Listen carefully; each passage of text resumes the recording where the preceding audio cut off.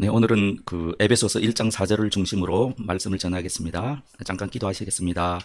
하나님, 저희가 마음을 열고 크신 하나님의 저희에게 말씀하여 주시는 진리의 말씀을 받게 하시고 이 시간 이 말씀이 저희에게 영이요 생명이 되도록 성령 하나님께서 역사하여 주시기를 원합니다. 예수님의 이름으로 기도합니다. 아멘. 3절 4절입니다. 다 함께 읽도록 하겠습니다. 우리 주 예수 그리스도의 아버지이신 하나님을 찬양합시다. 하나님께서는 그리스도 안에서 하늘에 속한 온갖 신령한 복을 우리에게 주셨습니다.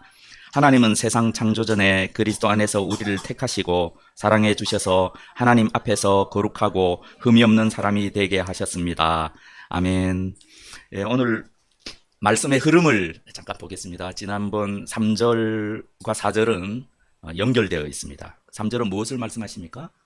우리가 받은 복의 특성을 말씀하십니다. 우리가 어떤 복을 받았습니까? 영적인 복입니다.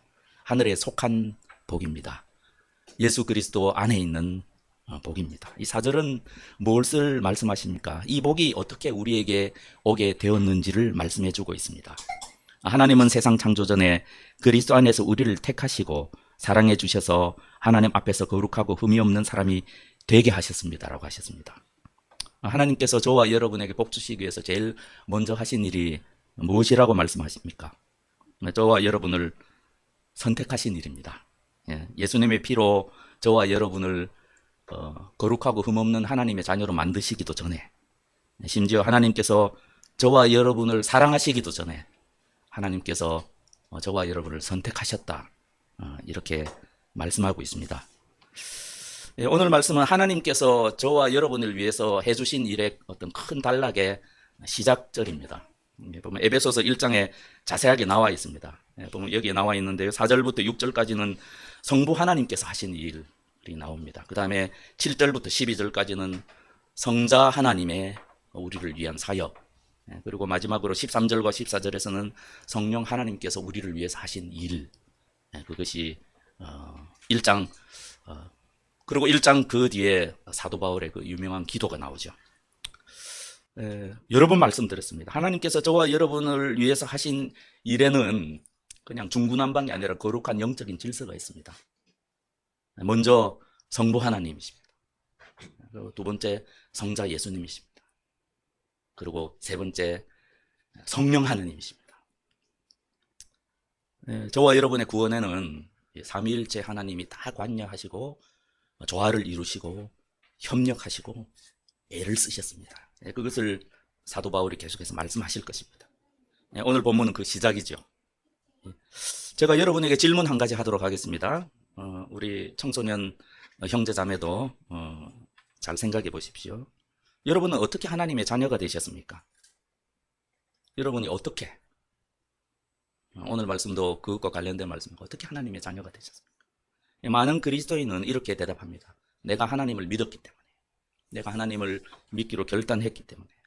옳습니까? 예, 옳습니다. 당연히 옳습니다. 하지만 사도는 지금 우리가 한 일로 시작하지 않습니다. 우리가 한 일. 내가 결단하고 내가 믿고. 사도는 우리가 주님을 믿기로 결단했다거나 내가 예수님께 충성하기로 헌신했다거나 그런 걸 이야기하지 않습니다. 그래서 하나님의 축복을 받았다고 이야기하지 않습니다. 물론 그런 것도 중요하지만 사도는 그것보다 훨씬 더 중요한 것, 그것을 우리에게 말씀하십니다. 또 어떤 사람은 이렇게 대답하겠죠. 예수님이 우리를 위해서 하신 일을 내세우겠죠. 당연한 옳습니다. 예수님께서 우리를 위해서 십자가에 달려시고 우리 죄를 모두 사해 주실 수 있는 근거를 마련해 주셨기 때문에 우리가 구원을 받았습니다. 예수님께서 부활하시고 지금도 하나님 우편에 앉아 계셔서 우리를 위해서 기도하고 계시기 때문에 우리가 구원을 받았습니다. 옳습니다. 당연합니다.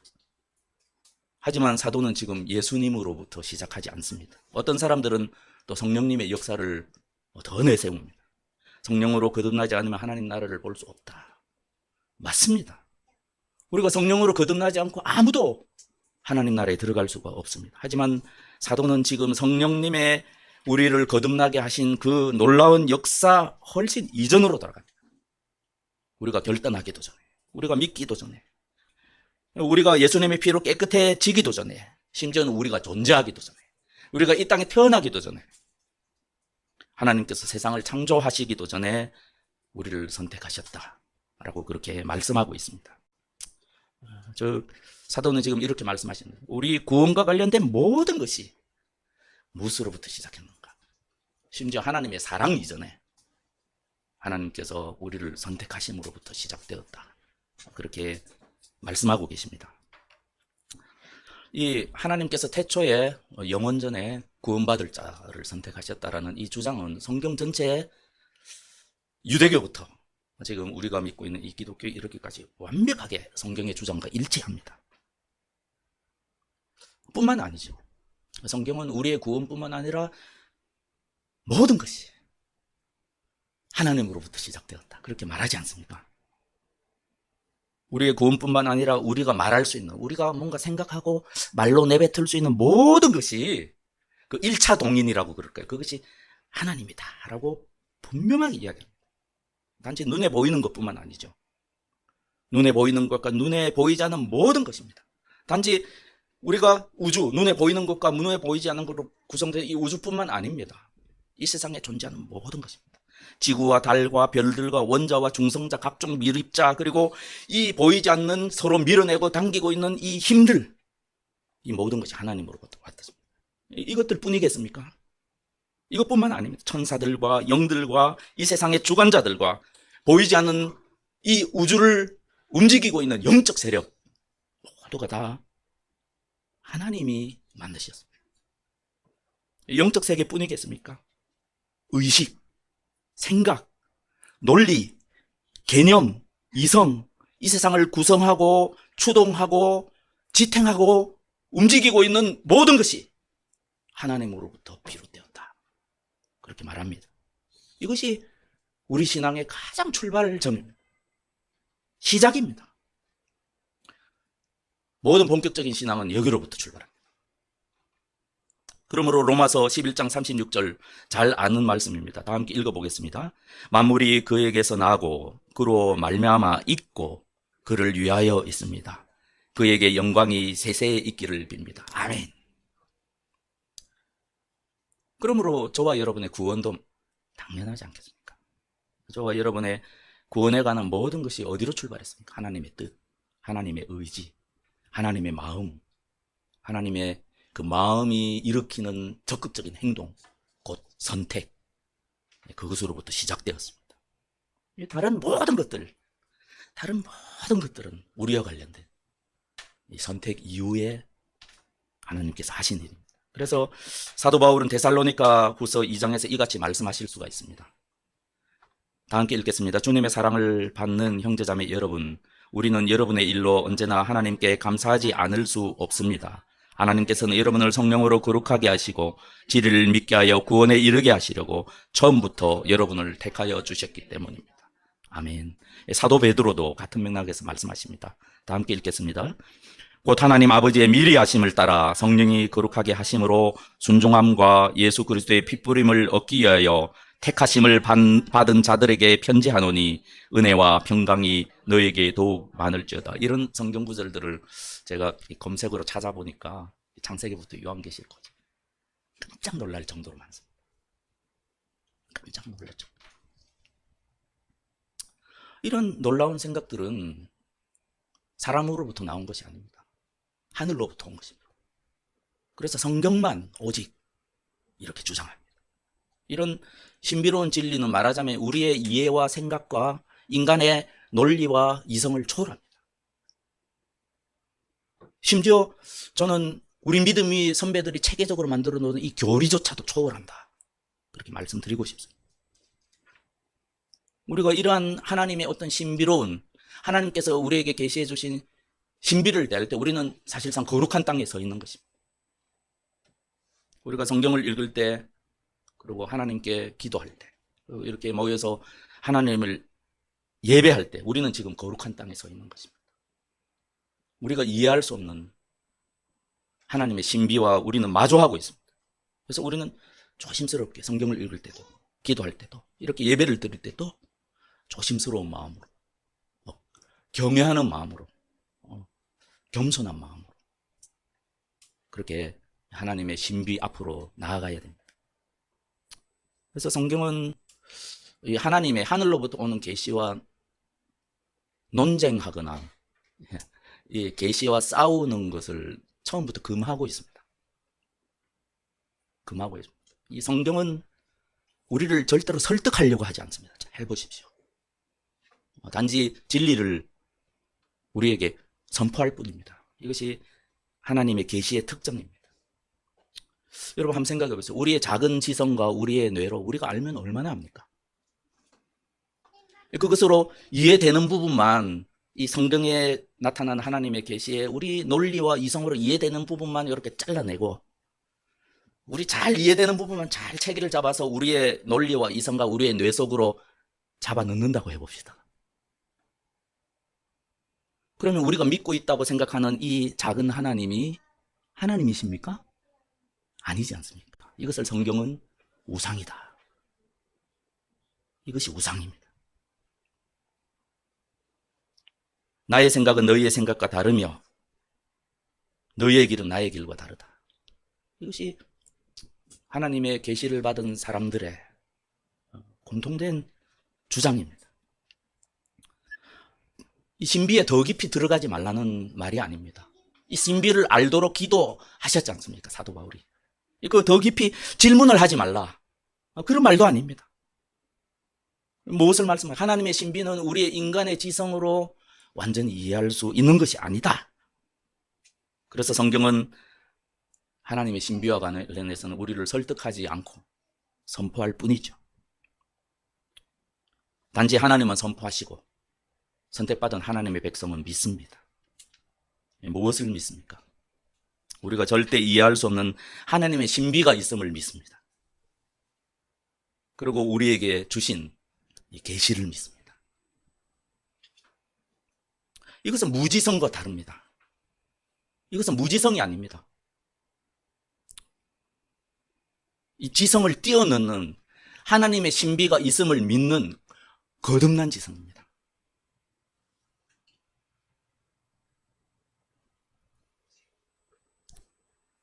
생각해 보십시오. 왜 하나님께서 이 배반한 그 참 모렴치한 베드로는 선택하시고 가룟 유다는 참 불쌍한 사람입니다. 버리셨습니까? 성경은 우리에게 답을 주지 않습니다. 하나님께서는 우리가 이해할 수 없는 진리에 대해서는 아예 논쟁조차 하지 않으십니다.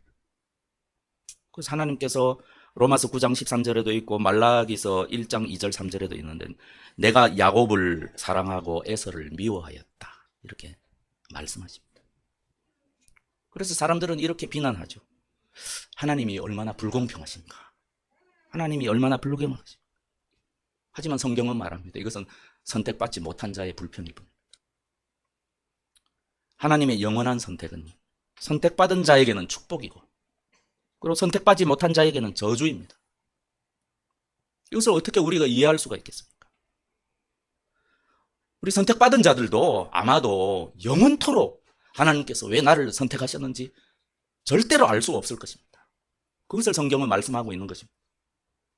우리가 로마서 보면 아주 이와 관련된 길고 긴 논쟁이 나옵니다. 9장부터 11장까지 아주 긴 논쟁. 이 로마 교회에 여러 가지 문제가 있었거든. 사도 바울이 이렇게 말씀하시죠. 제가 읽겠습니다. 하나님께서 모세에게 말씀하시기를 내가 긍휼히 여길 사람을 긍휼히 여기고 불쌍히 여길 사람을 불쌍히 여기겠다 하셨습니다. 그러므로 그것은 사람의 의지나 노력에 달린 것이 아니라 하나님의 자비에 달려 있습니다. 당연히 이 말씀을 들은 사람들이 질문하지 않겠습니까? 당연히 질문이 나오죠. 구원이 하나님의 뜻과 하나님의 주권과 하나님의 역사로 그냥 이루어지는 것이라면 그럼 인간에게 하나님이 책임을 물으실 수가 없지 않습니까? 어떻게 그렇게 미리 정해 놓으셨는데 하나님께서 가룟 유다에게 벌을 가할 수가 있습니까? 하나님은 정의로우신 분이 아니지 않습니까? 어떤 사람은 왜 천국에 가도록 영원전부터 정해놓으시고 어떤 사람은 지옥에 가도록 영원전부터 정해놓으실 수가 있습니다. 이 길고 긴 논쟁이 계속되다가 사도는 이러한 질문의 마지막으로 결론적으로 이렇게 대답하죠. 다 함께 읽어보겠습니다. 오 사람아, 그대가 무엇이기에 하나님께 감히 말대답을 합니까? 만들어진 것이 만드신 분에게 어찌하여 나를 이렇게 만들었습니까? 하고 말할 수가 있습니까? 토기장에게 흙 한 덩이를 둘로 나누어서 하나는 귀한 데 쓸 그릇을 만들고 하나는 천한 데 쓸 그릇을 만들 권리가 없겠습니까? 사랑하는 형제자매 여러분, 이 하나님의 신비는 논쟁거리가 아닙니다. 성경은 처음부터 끝까지 이걸 계속해서 말씀하고 있습니다. 이것은 우리 신앙의 대전제라고 할 수 있습니다. 이러한 믿음으로 우리의 신앙은 본격적으로 출발합니다. 이것은 성경의 교리 가운데 가장 깊고 은혜롭고 사랑스러운 교리입니다. 이것이 우리 믿음의 선배들의 고백입니다.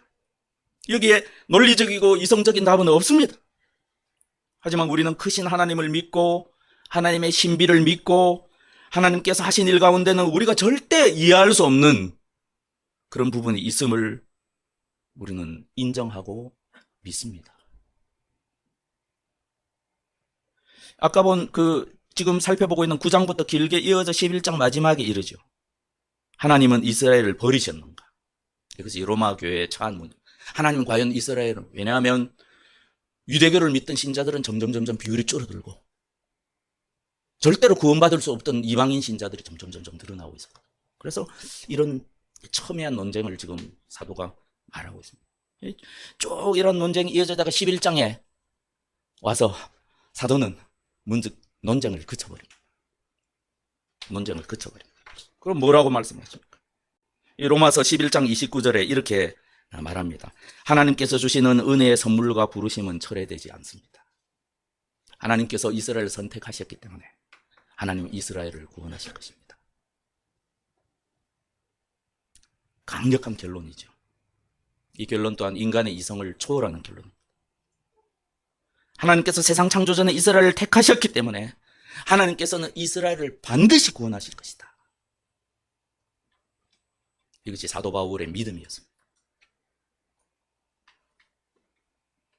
그리고 로마서 9장부터 11장, 이 11장 29절, 그리고 그 뒤에 바로 직후에 이 길고 긴 논쟁의 끝은 무엇이겠습니까? 그것은 바로 찬양입니다. 다 함께 읽겠습니다. 깊도다 하나님의 지혜와 지식의 풍성함이요 그의 판단은 헤아리지 못할 것이며 그의 길은 찾지 못할 것이로다. 누가 주의 마음을 알았느냐? 누가 그의 모사가 되었느냐? 누가 주께 먼저 드려서 갚으심을 받겠느냐? 이는 만물이 주에게서 나오고 주로 말미암고 주에게로 돌아감이라. 그에게 영광이 세세 있을지어다. 아멘. 이것이 하나님의 신비에 대한 모든 선택받은 성도의 결론입니다. 그 결론은 완전한, 하나님의 신비에 대한 완전한 이해와 논리관입니다.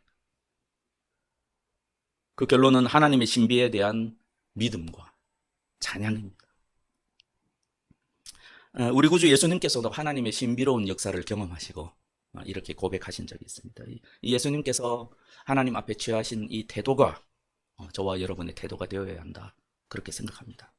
그때 예수께서 성령으로 기쁨에 차서 이렇게 아뢰었다.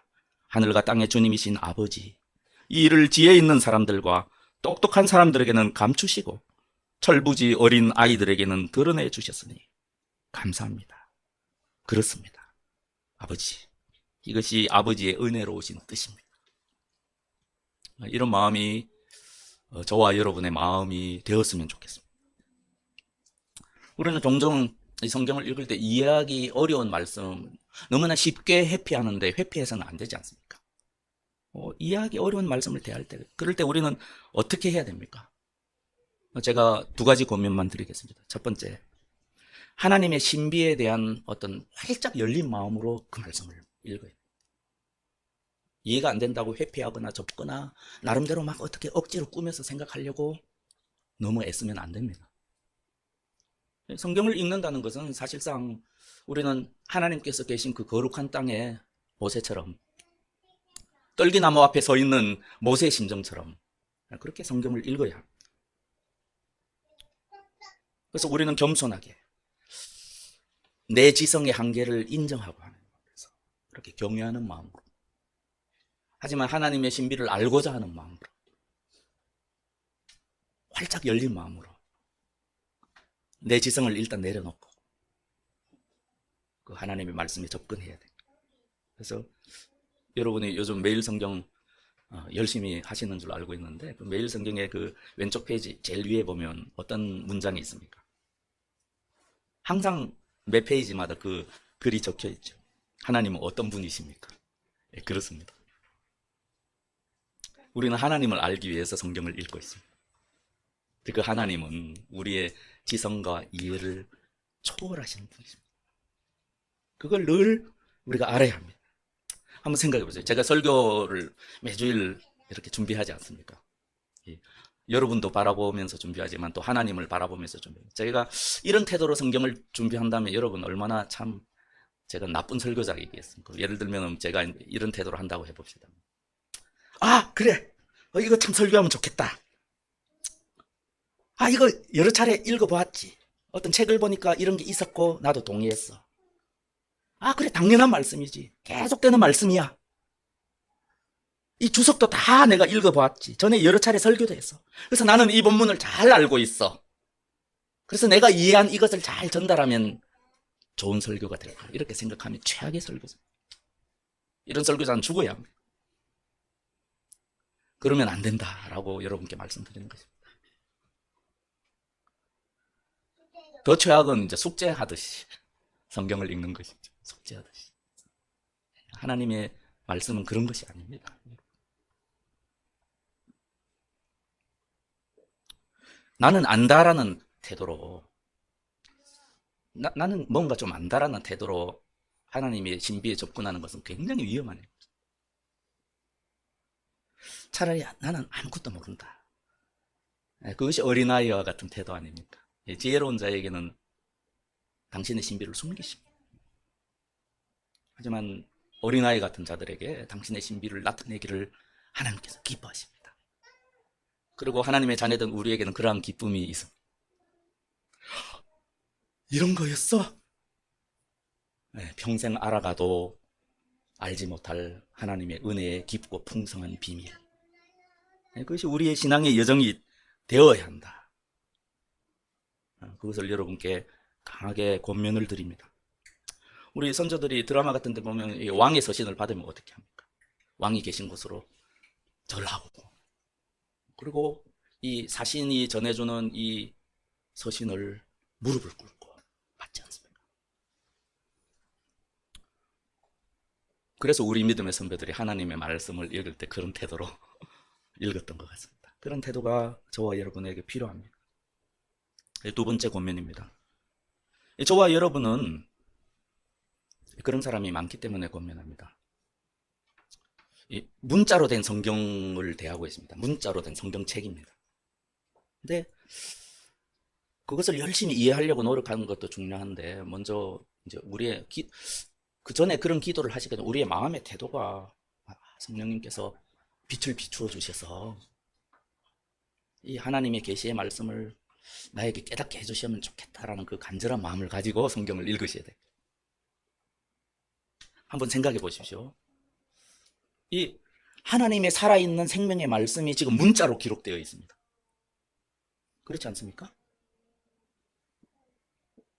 그래서 많은 우리 믿음의 선배들이 성경은 하나님의 말씀이면서 문자로 기록했기 때문에 동시에 사람의 말입니다. 이것을 놓쳐서는 안 됩니다. 이 성경은요, 성경책은 하나님의 살아있는 생명의 말씀인 동시에 인간의 말입니다. 한번 생각해 보십시오. 하나님께서 당신의 계시를 우리들에게 전달하겠다고 마음 먹으셨을 때 그것을 문자로 성령 충만한 사람들로 하여금 기록하시는 순간 사실은 하나님의 살아있는 생명의 말씀은 제한된 것입니다. 인간의 말로. 그래서 이 성경을 하나님 대하듯이 성경 읽은다고 하나님과 동일시하면 안 됩니다. 제가 지금 무엇을 말씀해요? 우리가 성경을 완벽하게, 모든 면에서 완벽하게 이해한다고 해도 하나님에 대한 모든 것을 알 수 있는 건 아니라는 것을 알아야 된다. 그걸 지금 말씀드려요. 무슨 말씀입니까? 하나님의 살아있는 생명의 말씀은 문자보다도 훨씬 크고, 하나님이 처음 우리 믿음의 선배들에게 들려주셨던 계시는 성경보다 훨씬 풍부하고 깊습니다. 그것을 우리는 알아야 합니다. 많은 예가 있습니다. 모세는 단지 전달자였습니다. 이 모세의 말, 그리고 모세의 말을 쪼각쪼각 돼 있던 걸 기록한 인간 저자의 그 글 이전에 차마 말로 표현할 수 없는 하나님의 하늘로부터 들려주시는 그 계시의 말씀이 있었습니다. 이 선지자들과 구약 성경 저자들의 모든 글이 마찬가지입니다. 신약 성경은 물론이고요. 이들이 성령 충만한 이분들이 문자로 하나님의 말씀을 기록하기 전에 하나님의 입에서 직접 나온 말씀이 있었습니다. 빛이 있으라 말씀하셨던 그 하나님의 말씀이 있었습니다. 제가 말씀드리고자 하는 바는 문자로서의 성경보다 하나님의 계시는 훨씬 더 크고 풍부하고 깊다는 것을 우리가 알아야 한단 말이에요. 그래서 문자로서의 성경을 하나님과 동일시하면 그것은 우상숭배입니다.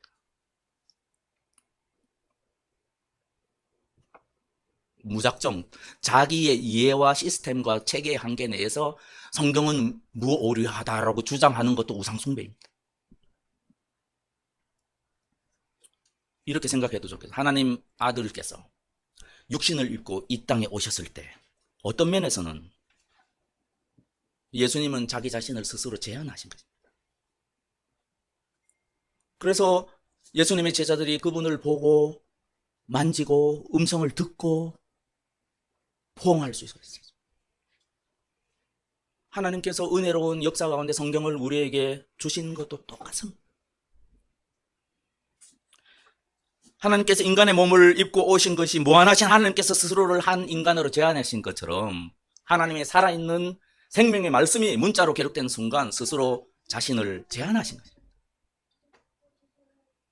무슨 말씀입니까? 하나의 비유입니다. 하나의 비유입니다. 예수님의 입에서 나온 하나님의 계시는 문자로 기록된 예수님의 말씀보다 훨씬 큽니다. 저와 여러분은 그것을 알아야 합니다.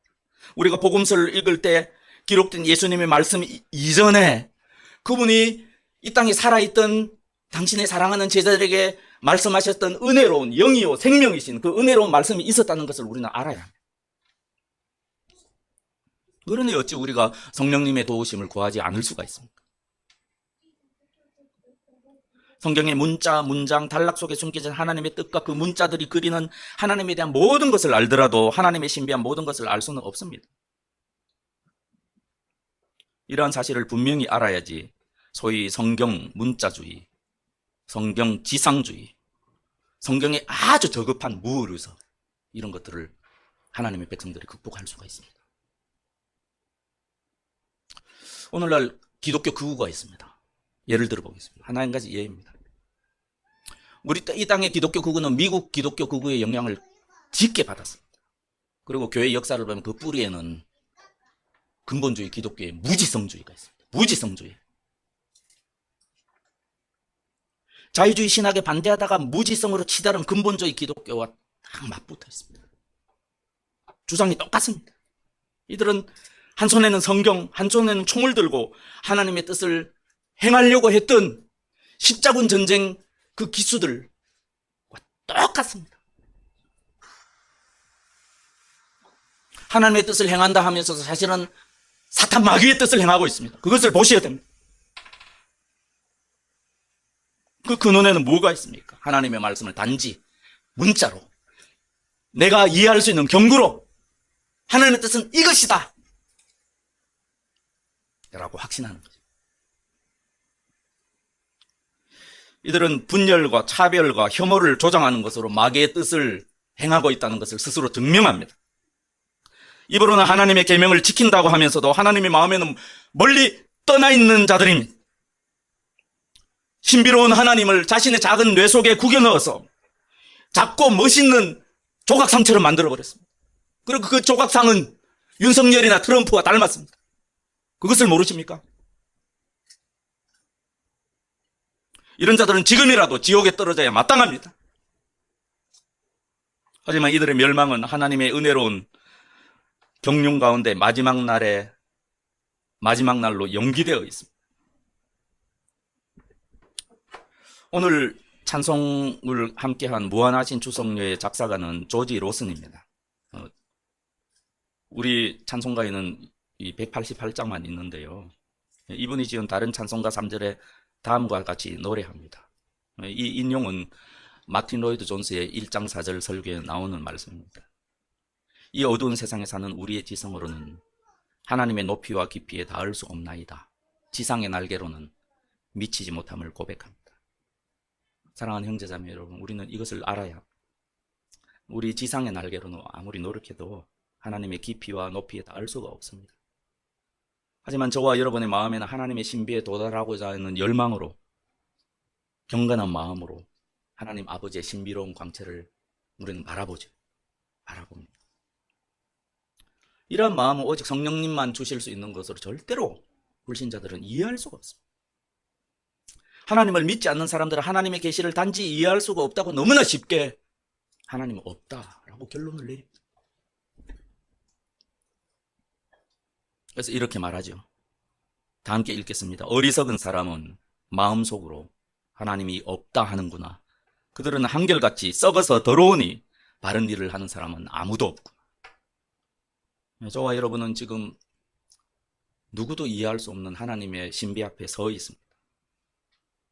하지만 하나님께서는 하나님의 사람들을 사용하셔서 성령님의 영감으로 당신의 계시를 저와 여러분에게 밝게 드러내셨습니다. 예언은 언제든지 사람의 뜻으로 나온 것이 아니라 사람들이 성령에 이끌려서 하나님께로부터 오는 말씀을 받아서 한 것입니다.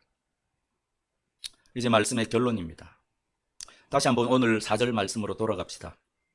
이 4절 말씀을 통해서 두 가지 진리를, 우리가 도무지 이해할 수 없는 두 가지 진리를 명백하게 진술하셨습니다. 에베소서에 계속 나올 텐데요. 이 두 가지 진리는 성경 전체 진리와 완벽하게 일치합니다. 그 두 가지 진리가 무엇입니까? 저와 여러분을 하나님이 선택하셨습니다.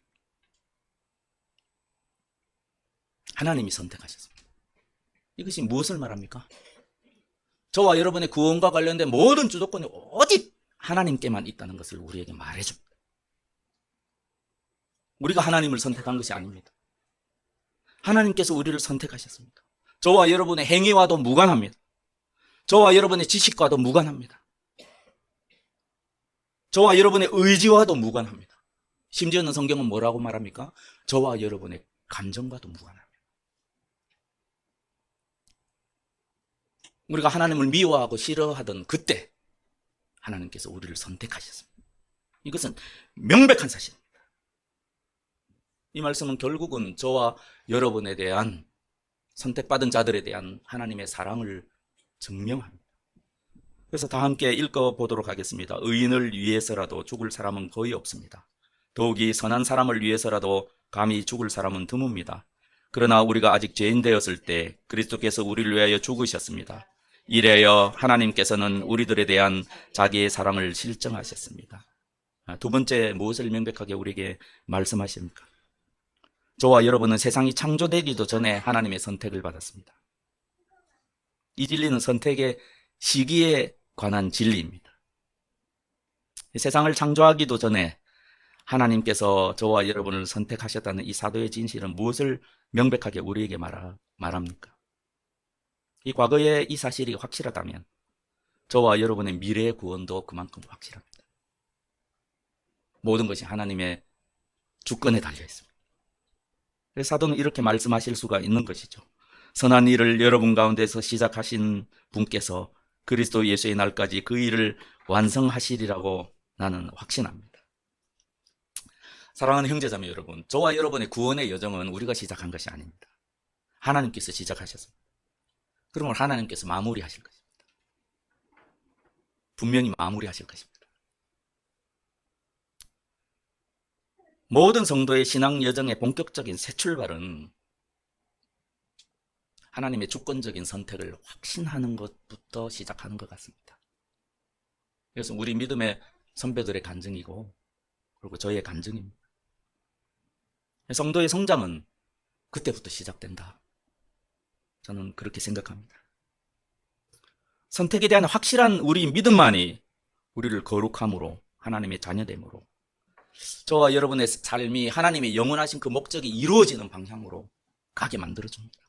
그리고 어떠한 고난에도 흔들리지 않게 만들어줍니다. 하나님의 자비로운 선택을 믿고 할렐루야 날마다 기뻐 외치는 저와 여러분이 되시기를 예수님의 이름으로 기원합니다. 아멘.